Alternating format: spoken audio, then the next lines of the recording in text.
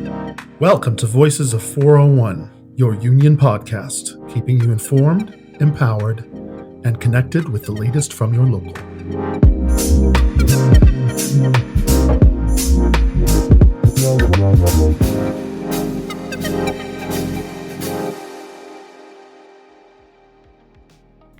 Welcome to Voices of 401. I'm your host, James Russworm, and this is episode 3. We're going to be talking about strike votes today with Matt Holla from Canada Malting and Chris O'Halloran from our very own local. They're going to be talking about what it means to take a strike vote, how you take a strike vote, what happens when you take a strike vote, everything you could possibly ever want to know about strike votes, but weren't interested enough to ask. So we got you covered today. But we're also going to use this opportunity to remind you to like, subscribe, follow, leave a comment, all that fun stuff. It really helps us to get some feedback on how the show's going and hear about topics that you'd like discussed in the future. So appreciate all of our listeners as we get into it today. And it wouldn't be an episode of Voices of 401 if I didn't share a personal reflection on today's topic. My bargaining unit did take a strike vote when we were negotiating our first contract, and it can be a little intimidating. Obviously, you want everybody to vote yes, because having a strike vote doesn't necessarily mean that you're going to go out on strike, but it sends a very clear message to your employer that you're willing to, especially if that number is quite high. So recently we've seen strike votes from the teachers and nurses in the high 90s. Canada Malting, I believe, was also like 97%. So it sends a very strong message that you're willing to walk out. So if you have a strike vote and the strike vote ends up being quite low, say like 60%, that leaves a lot of leverage for the company to come in and say, hey, there's 40% of the workplace here that's unwilling to withdraw their labor. How can we weaponize that? How can we use that against them? So even if you might not be 100% on board for a strike, it is usually in your best interest to vote yes for a strike vote, because at least then the company knows that you're serious and not, easily divisible. But enough about my personal reflections. Let's jump into it today with Chris and Matt.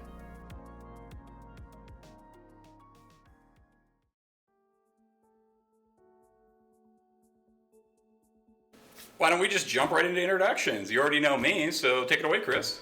Hi, I'm the Executive Director here at Local 401. I oversee our negotiations department, and I was the spokesperson at Canada Malting Bargaining, so that's the reason I'm kicking around here today.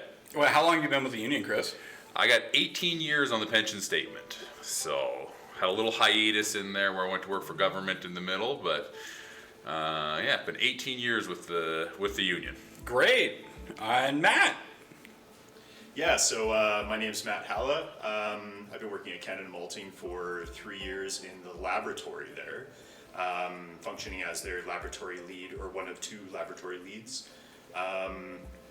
This is kind of my first rodeo of working in a unionized environment, so been a lot of learnings, did some training to become a shop steward, got involved in the bargaining, and now we're here. Yeah, it's been a very interesting ride so far, but we're definitely not done that ride. I think there's some more ups and downs to go. So. I hear that. I know you get involved with the union, and then it just sort of sweeps you away on a journey, doesn't it, Chris? It does. So, well, maybe you can tell me a little bit about Canada Malting then. Like, what is Canada Malting? What do you do? What is malt? I mean, I know the answer, but maybe our listeners don't. Maybe you could take us through sort of what the facility does and what your role in that is. Yeah, certainly. Just off the top, just giving a little history, kind of gives you some context. So Canada Malting, it's one of Calgary's oldest businesses, been around a long, long time. But the main purpose behind that whole business is taking barley, wheat, oats, rye, bringing in that raw grain, and then we put it through a process called malting. And the idea is that we prepare it for breweries and distilleries to be able to use it to make their delicious products. It's quite a big operation, lots of moving parts, lots of specialized operators, folks like myself in the lab have specialized backgrounds in chemistry and microbiology and stuff. So a lot of moving parts. But yeah, the main function is basically producing malt for the brewing and distilling industry. So. And so do you supply most of like the breweries in Alberta then? Yeah, I would say like we have a pretty large footprint, especially, you know, being from the lab too, I get to see kind of all the customer samples come through. So I mean, we're producing for, there's a brewery down the street called 88 that has a grain silo in the back. They're filling up with Canada Malting Superior Pills, and then we're shipping out to Japan, down to South America. It's really a global kind of operation. Our products are very widespread. So, but yeah, definitely in Alberta, you see our stuff everywhere. Well, then I have to ask the question because we're talking about beer. What's your favorite beer? Oh, this is the This is sort of the difficult parts now. Yeah, right. I didn't think these hard questions were I mean, currently, probably my favorite beer style is I like a good Czech Pils. A lot of local breweries have been getting into the kind of lager, crispy beer side of things, and Czech Pilsners seem to have really swept the province, maybe even the country. So just really nice, refreshing, a little bit more bitterness than you'd expect from, say, your Budweiser or something like that, but just really good showcase, especially with malts. Really good showcase of malt character, and that's probably where I'm landing right now. So, Well, you know, I got to ask you the same question, Chris. I know you've enjoyed a beer now and then. On occasion. I'm loving all the sours still. You're a sours guy. I'm a sours guy. I like the fruity and that kind of mix in there to kind of make your taste buds do a little pop with it. So Okay. I like it. Well, I only feel that it's right that I share as well. My favorite is Lighthouse Coffee Lager. I like my beer with a little bit of a coffee taste. I'm a bit of a coffee head myself, so nice. That's been, I believe it's from, I want to say Vancouver, Victoria. Sorry if there's any Lighthouse brewers listening to this right now. I can't remember exactly where it is, but it's delicious. It's my favorite. So I guess we're here today mostly talking about you and your coworkers have taken a strike vote. yes. And maybe Chris can take us through a little bit of the specifics of how that works and what that's about. Yeah, so I think one of the main things that everybody should remember is that Canada Malting is covered by federal jurisdiction, so not by provincial jurisdiction. So there's a different set of laws that are there. So we've been in bargaining for a number of days over months and months and months. And bargaining had kind of gotten to the place where the company wasn't willing to listen, wasn't willing to move, wasn't willing to address the needs of the workers. So we had a meeting, had great turnout, all the members came. We started talking about what do we need to do to get the company to change their mind. And that's really the hope of a strike vote. Nobody ever wants to go on strike. Nobody wants to do any of those things. But at the same time, you need a deal. And you need a deal that's going to meet the needs of the workers during this affordability crisis. So we had meetings, we chatted, we sent out a lot of communications, and we also wanted to set it up so that way if we took our strike vote, we would get back to the table with the company, letting them know that, like, listen, the members are serious, they're looking at this, and you need to make a move and do something. And so that's sort of what we did. We had members all voted. 97% of them voted in favor of going on strike, which is good, and especially federally because there's anti-scab legislation. So tell me a little bit about that. What's that mean? So like in Alberta, under the current laws, if, let's say, a workplace went out on strike, they could hire people to come in there and work and try and keep the business running, keep the business up and operating. But under federal law, same thing as in British Columbia, Quebec, there's a number of places that have anti-scab laws. They can't do that. They can't bring people in, they can't run the place, they can't operate the business. So it does give a fair amount of power back to the workers to make sure that if there's going to be a work stoppage, if there's going to be this, that the company can't just run the business with other people. And we see that in a lot of places where they'll pay people more than what they're willing to offer their own workers to come in and scab, just to try and make a point. And I think that's unfortunately where we're at with Canada Malting right now, is they're hanging all of this up and they're doing this to try and make a point. And it's inappropriate. Now we've had to file 2 charges against them at the Canadian Industrial Labour Relations Board. and trying to make sure that we're able to fight as hard as we can and push as hard as we can to get the best deal we can from the members. But the company just doesn't seem to be willing to do anything, work with us, or even look at the issues that the workers are pushing on. Well, that's unfortunate, but also good at the same time, I guess. It's a little bit of a mixed bag. Matt, how did your coworkers feel leading up to that strike vote?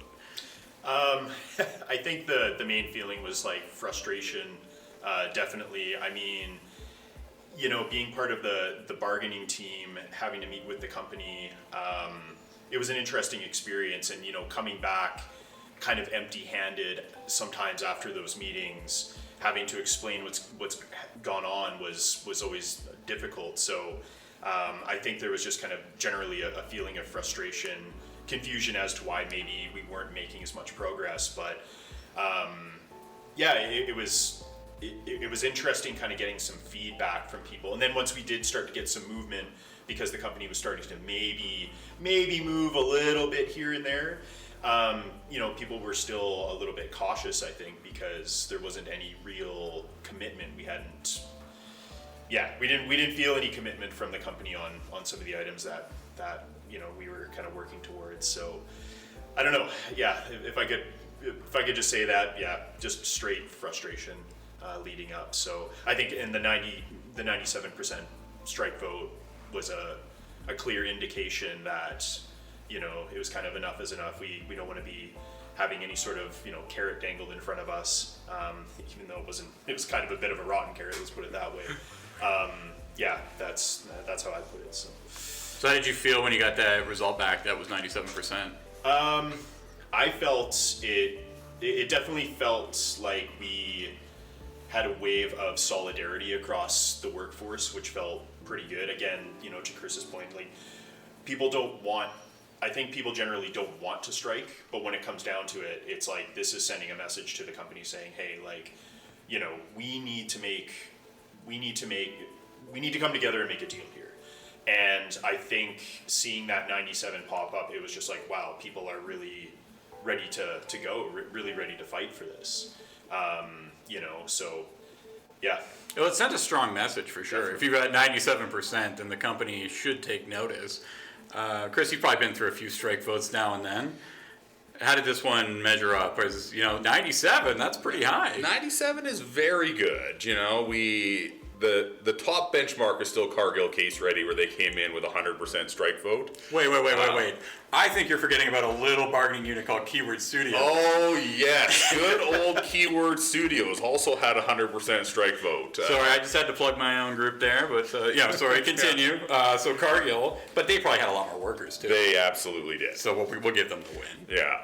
No, so the strike vote is one step in it, and I think that was the first step that allows us to, once we're in a legal strike position, we need to start looking and talking, and that's one of the things we did. We went back to the bargaining table, and that's where things went right off the rails.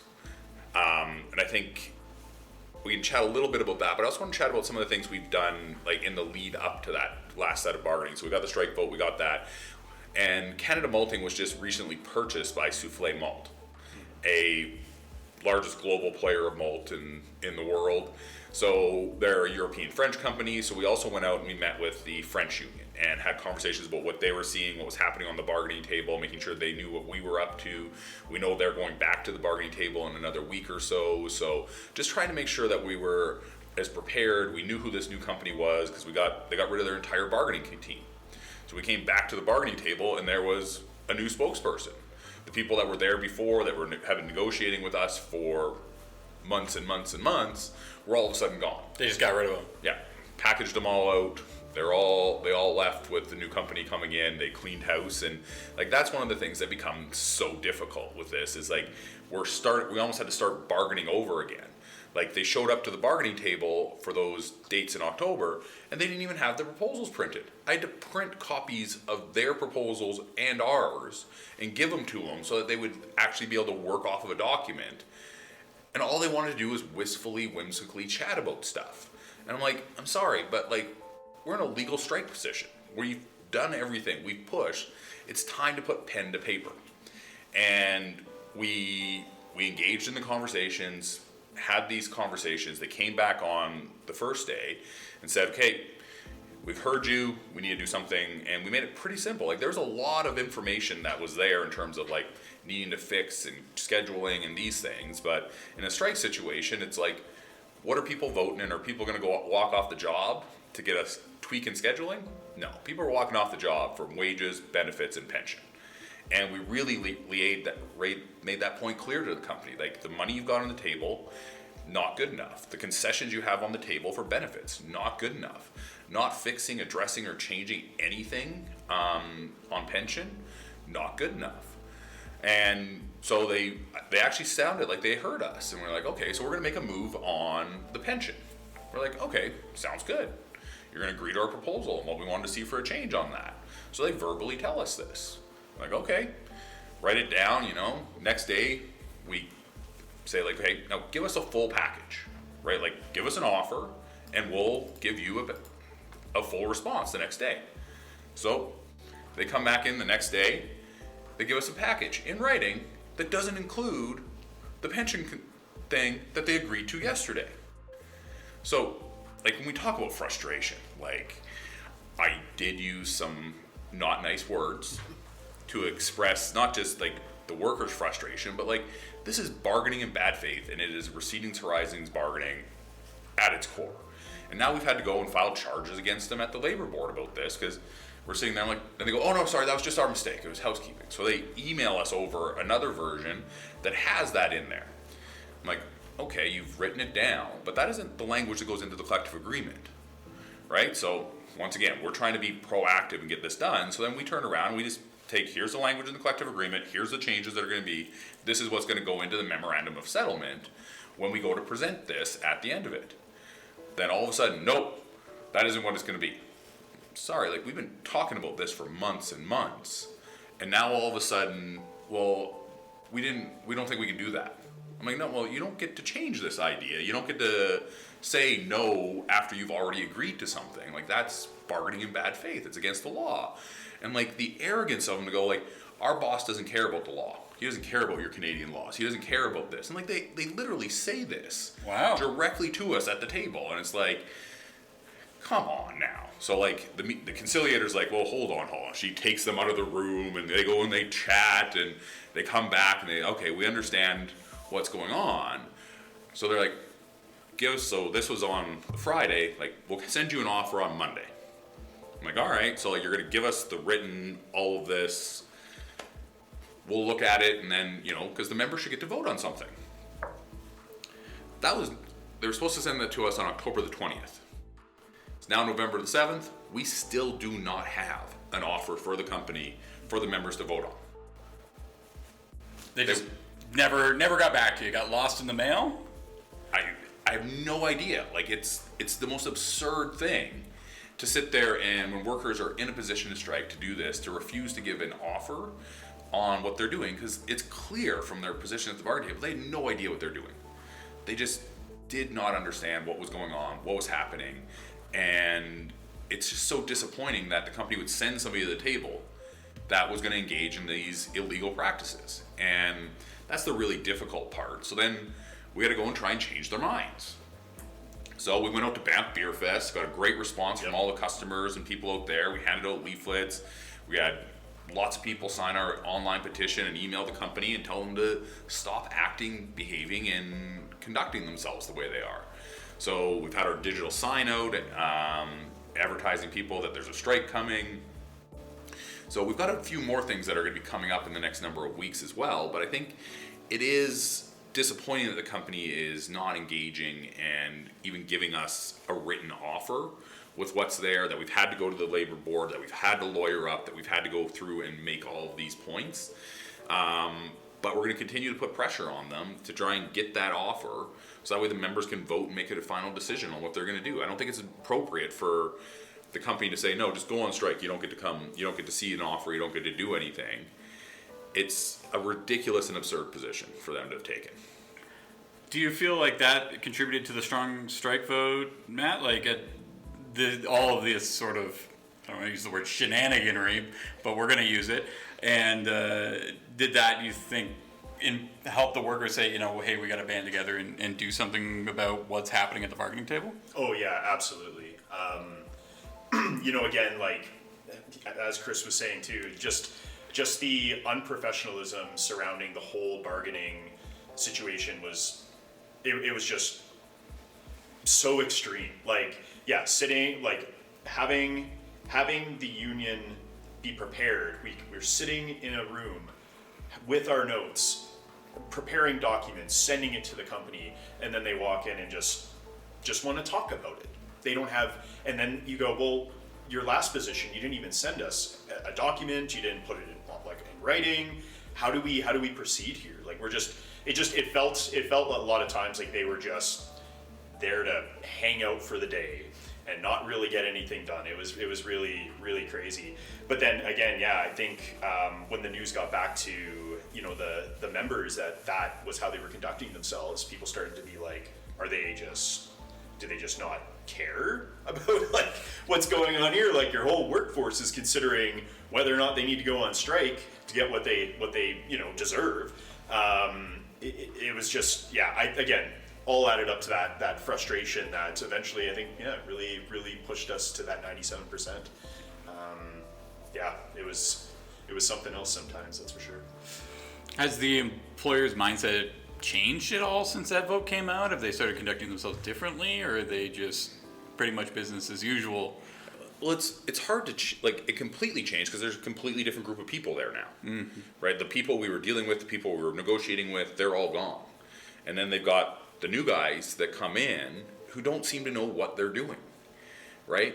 And that's kind of the frustration that I think we see out of this, right? We're having to fight with the Canadian Industrial Relations Board about our ability to go on strike and when we can actually go. So we filed charges to get clarification. We had to file a lawsuit against the board so we could actually go on strike, right? Because they're saying, no, you can't go on strike. You got to wait for 60 days. That isn't what the law says. The law says that there's a maximum of 60 days. It doesn't say it's a minimum of 60 days. And this is another place where you see government sticking their hands in to take rights away from workers. And I think that's another frustration we're facing here, is that people have the right under the law to choose to withdraw their labor if they want to. And to see the government put in place this ridiculous waiting period, because then there's another 21 days on top of it. So it's like 81 days of conciliation before you can go on strike. And I'm like, that is not what the law says. And it's dragging this process out, and I think that's the reason the company's dragging their feet and doing what they're doing, is that they know that this is playing itself out and they've got time, right? If we were able to go and we could go tomorrow, I think they would have to change their attitudes and come back. But they're just willing to sit there and let this process, as we have to go and fight with the Industrial Labor Relations Board, play itself out. Because they sat there at the bargain table, they sat there and they said, oh, we got lots of time. Meanwhile, people are struggling to pay their bills. There's an affordability crisis out there, and people need their wage increase. People need the improvements. And you're making record profits as a company. You're profitable. We asked if they needed the money, because they have a concession on, well, let's chat about benefits. That's a good idea. Oh yeah, sure, let's absolutely. talk about the stupidity of this company. So they're making profits, they're doing all of this, and they want to bring in a copay to make the workers pay for a portion of their own benefits. Which they say, well, we have it everywhere else. Well, no, you may have it elsewhere, but you aren't getting it here, right? Well, they're like, we're going to give you this over here as a health spending account. I'm like, sorry, they already have a health spending account. So you're asking them to start paying for their benefits for no reason. It's not a cost issue. It's not like you need this money for any reason, because we asked them that direct question, do you actually need this? Because it's only going to be $14,000 a year, the max they're going to be able to recoup from people. But they're still hell-bent on forcing people to pay for their own benefits when they're a profitable company that should not be doing that to their workers. It's not appropriate. It's not acceptable with that. So you were there for all the benefit stuff too. So. Oh yeah, definitely. Well, and again, just some of the rhetoric was so, I don't know. I mean, especially on the copay side, talking about, oh, it's only going to be up until, this amount per year. They kind of just went, it'll be easy. It's not a big deal and all this. But meanwhile, we're like, well, you guys aren't going to take it out of once it's in our collective agreement, this is kind of a sending off point, right? Like it's something where, oh, sure, we'll tack it on for a few years. And, once the economy improves, maybe we'll take it out. No, everyone could read exactly what the company was after. It's just a complete attack on the benefits, try and just erode them. And the funny part about all of it too is they never even tried to buy it. You know what I mean? There was hardly, I wouldn't even say an effort in any way to convince us that, okay, here's your copay, but we'll increase wages to really cover this. They were still offering, they were not even meeting us in the middle around any of our, any of our demands on pay increases and all that. So it was just, I don't know. They tried to kind of rub it off as if it was going to be this small little change, and it's like, no, this is a pretty fundamental change. We're not having to pay out of pocket right now for our benefits, and now we're switching to paying out of our pocket. That's a big thing. And to your point, Chris, around the affordability crisis, things are only going to get tougher, and everyone can see that. And I was a little bit disappointed. I obviously, they're having to toe the company line and all that, but I just, at some point wanted to say to them, I'm like, do you think things are going to get better here? Are you prepared to pay more for your own benefits?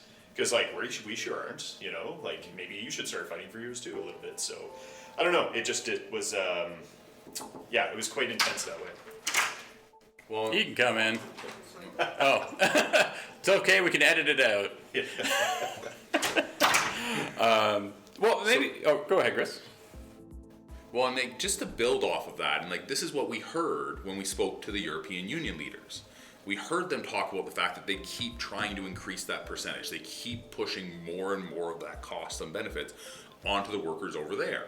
So for the workers here, you fight now or you're going to keep and beat this back, or you're going to have to fight every single time because they're going to continue to turn that knob, dump more and more costs off of what they should be paying for, and dump it onto the backs of the workers during the middle of an affordability crisis, right? Things are not going to get cheaper, right? We see tariffs, we see food costs going through the roof, and it's not going to happen. So we have to stand, we have to fight, and I'm so proud of what we're looking to do, and what the workers stood up at 97% said, no, this is what needs to change. This is what it is.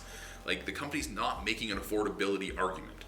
They aren't saying they need this for profitability. They're not making any of those arguments. They're just saying that we think they should have to pay for their benefits, and it's just complete and utter rubbish. Well, just as someone who's completely outside the whole beer production, sphere, I see craft breweries everywhere. They must be doing okay financially, If they're supplying the people that you're saying they are, then you're right. It's a bit much to say that, oh, these workers have to pay for their benefits now. But so how does the union balance being ready to strike with still being sort of forced to negotiate with them for this period of time?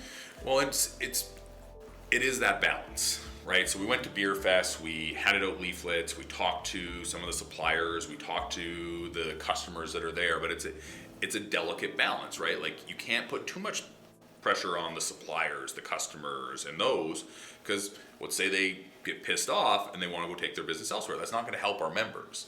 So it's about trying to find that balance of getting those customers, those suppliers to start calling Canada Malting and saying, okay, you need to fix this problem because I still need my product, right? Because if your workplace gets shut down, it doesn't operate, I got a problem. I can't get the product I need to operate my business.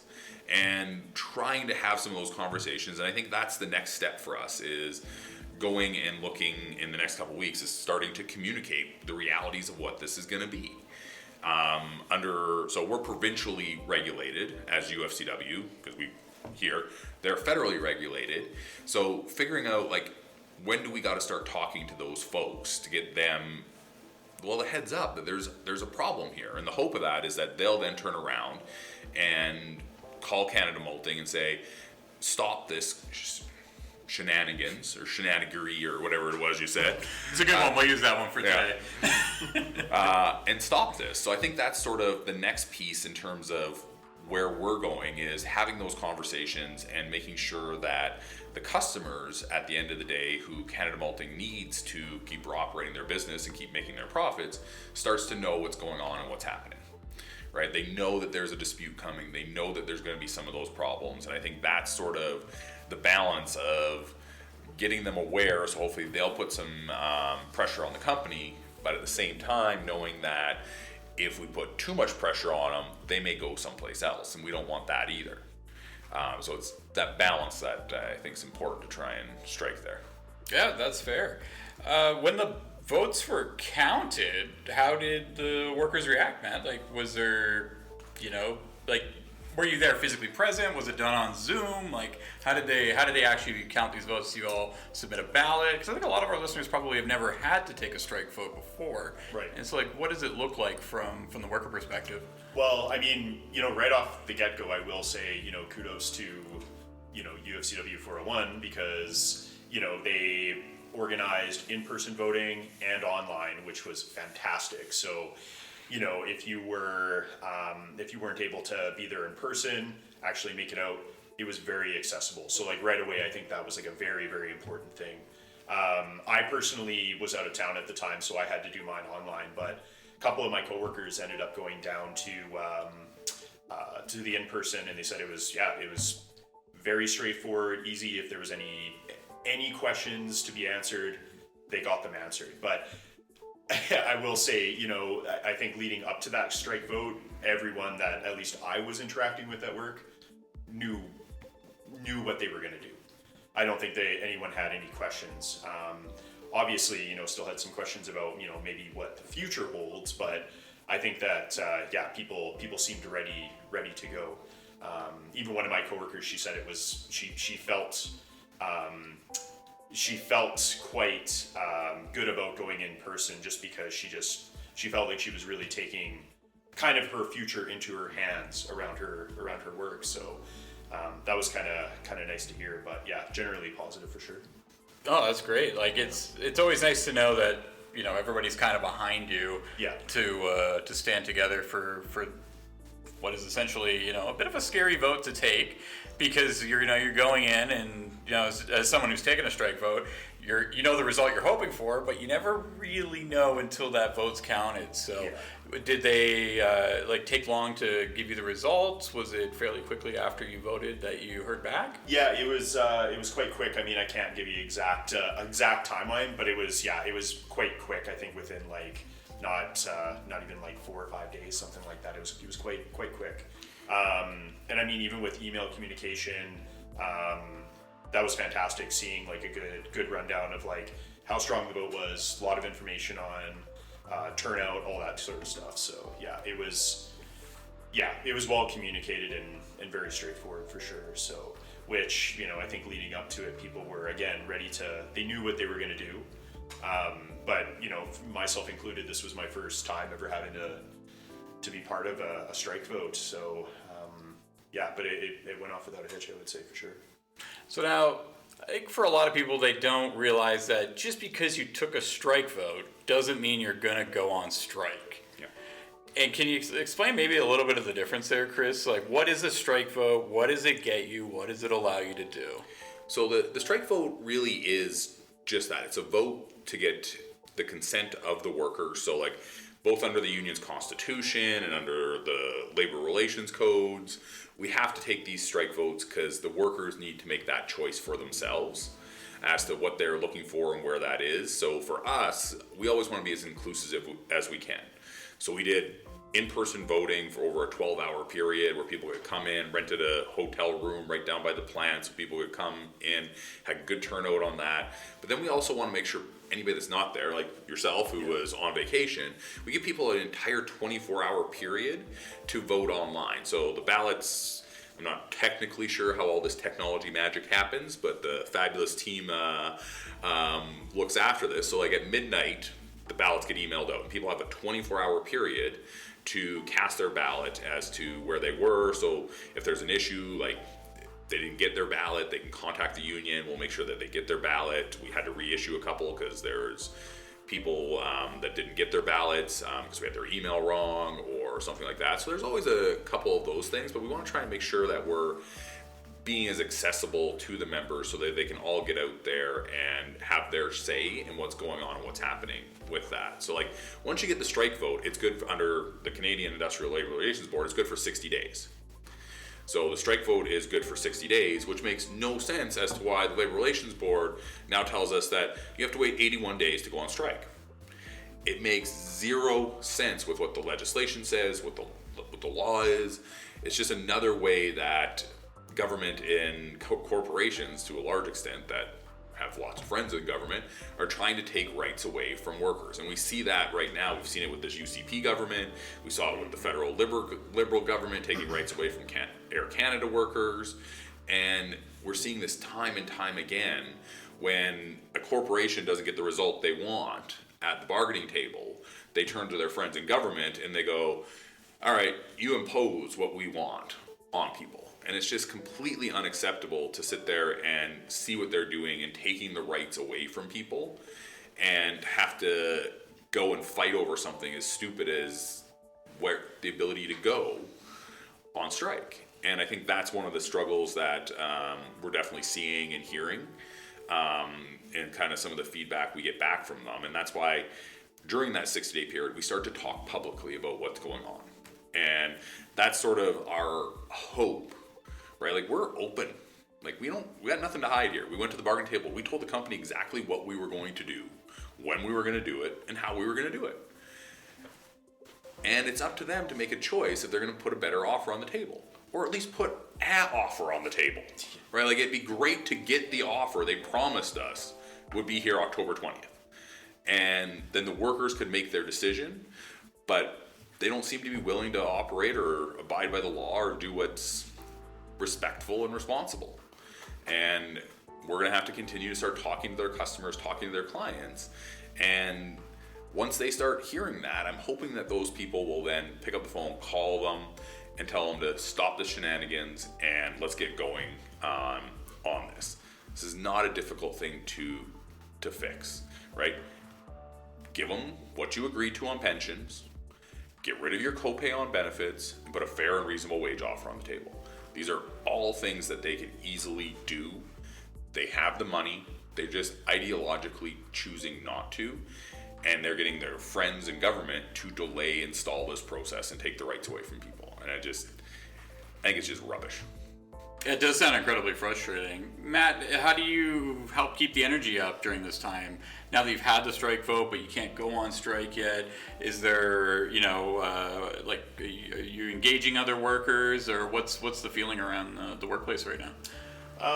Yeah, that's a good question, actually, because obviously, with the strike vote being at that 97%, company not moving, a lot of people, there's this big question mark hanging over everyone's head, trying to figure out, well, are we going on strike? Are we going to get another offer? Is the company going to come in and go, you know what, let's work this out? Everyone's kind of a little bit lost, I feel sometimes. Luckily, again, with all of the communications through the union, it's helped, I think, kind of put people's minds at ease a little bit, show that there is work that's being done, that we're not just sitting waiting for something. Which we are from the company, of course, but it's like we are actively working towards something here. But I mean, even just the conversations, like with my team, for instance, or direct team, have been pretty good around all this, trying to, for some of us, we've been in a unionized environment before where there's been some tensions. Others, like myself, this is also new, but, I think we're kind of taking some time to chat amongst ourselves, figure out, how do we prepare for the worst case or the best case scenarios. People are really giving it a lot of thought, and I still feel like people have a lot of fight in them, especially again having that billboard down the street has been a big, I think, morale boost on the member side anyway, because again, it's like, for me, I drive past it every day, every morning. I see it, and I have friends that work in the brewing industry and distilling industry that go by it as well and are very well aware of what's going on. So you kind of feel that energy. It's not like, it's not like we're completely lost here. But yeah, I think the members together have been kind of preparing to watch after each other a little bit that way. Lots of discussions around what we need to do collectively, I think. So yeah, it's been good that way. Do you have any other advice for, say, workers and, even any other industries, like to learn from your experience, or any advice that you could give them based on what you've recently been through? I think probably the number one piece of advice I would give is to, especially if you're, from my perspective, being new to a unionized environment, I guess I was so used to having to kind of stand up for myself maybe once or twice a year, try and negotiate some sort of wage increase, and all of that. So I had to kind of shift my thinking a little bit and think about, everyone around me collectively, and how my efforts will impact them and how their efforts will impact myself. And I would just say, if you're part of a union, just take a small amount of time to get, especially through the UFCW 401, it's so easy to get education on union matters. If you want to get prepared for, for something like a strike, there's lots of resources there. So I would just say, really take some time to educate yourself, and also think of ways that you can, in situations like this, kind of help out your fellow members as well. People are going to be unsure of things. People are going to be scared. People are going to be very confident and ready to strike. It's good to kind of think about that. And I think just switching that mental switch and having conversations at work is really, really powerful. So yeah. Keep talking amongst yourselves and keep thinking of one another, because I think that's the very important part of all of this. Well, and for anybody else that's out there that's listening, we have what we refer to as open bargaining. Any member is welcome to come, sit in at the table, observe what's going on, even if you're not on the bargaining committee.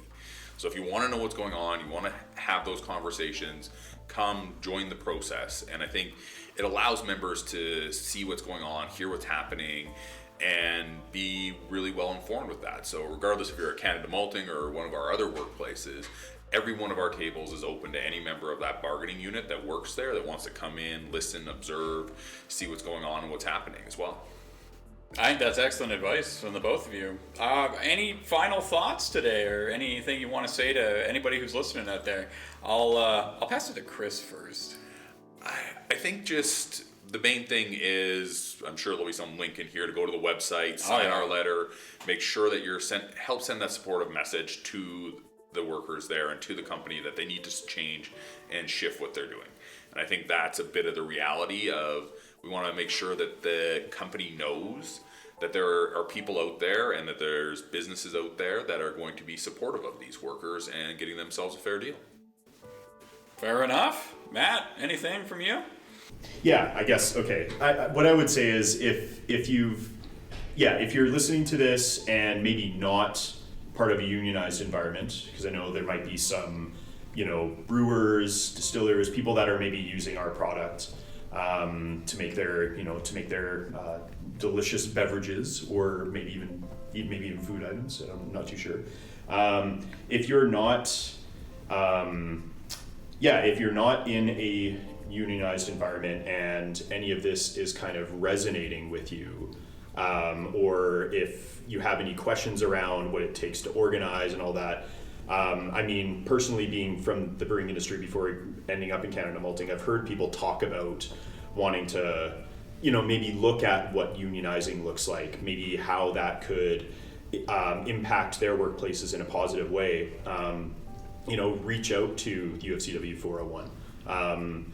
Get a hold of the members and try and get some more information on all of this. I think every time we have, again, this being so new for me, and I kind of wish that I had thought about it a little bit earlier, but now that we're going through all this, at the end of the day, this is going to serve as an example that people can pull from in the future when they're in this kind of position.